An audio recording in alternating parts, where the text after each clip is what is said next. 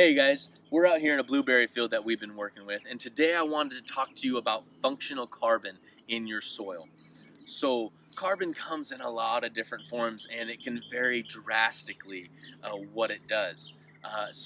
Let's look at it this way: you have coal and you have a diamond, both are carbon.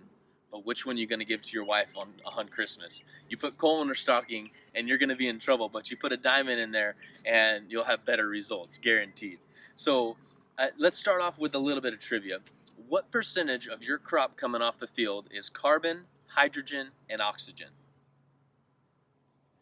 96.6% of everything coming off of your field is either carbon, hydrogen, or oxygen. Doesn't matter whether it's blueberries, peaches, almonds, tomatoes, peppers, whatever it is, corn, silage, it's 96.6% carbon, hydrogen, and oxygen.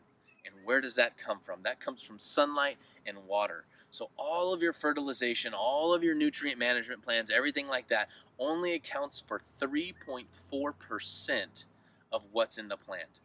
Okay, so the name of the game isn't more. The name of the game isn't to try and do more and to create more. The name of the game is efficiency.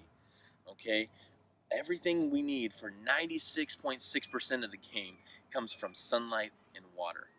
So when we look at functional carbon, it makes the whole thing work better. You got three different areas that functional carbon can affect. You have physical. So if you're thinking of functional carbon and you're thinking compost, you're close but not quite. Compost is great. It's a good source of NPK. It has good organic matter. There's been a couple studies. One from Germany in particular. It takes 40 to 60 years to convert compost into functional carbon. This is why we've been adding organic acids into our best practices. We've depleted a little bit of the carbon, so we want that functional carbon in our soil now.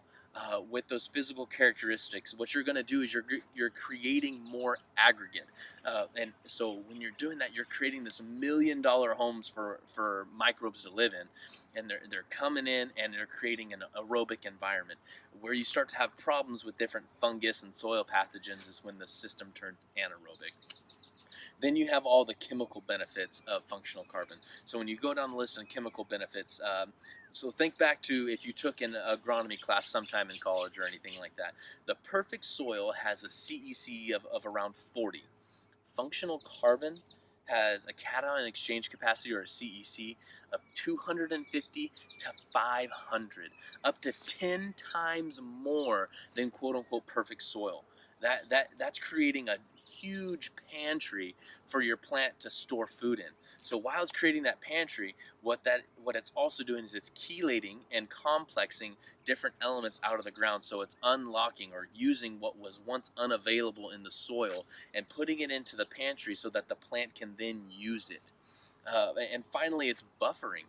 Most plants like to be somewhere between 6.5 and 7.5 pH.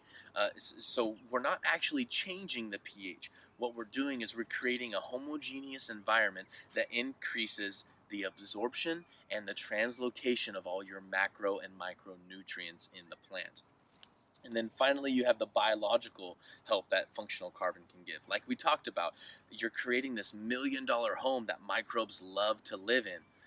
So they're coming in, they're able to live there, and you're kicking off your soil food web, creating that cycling.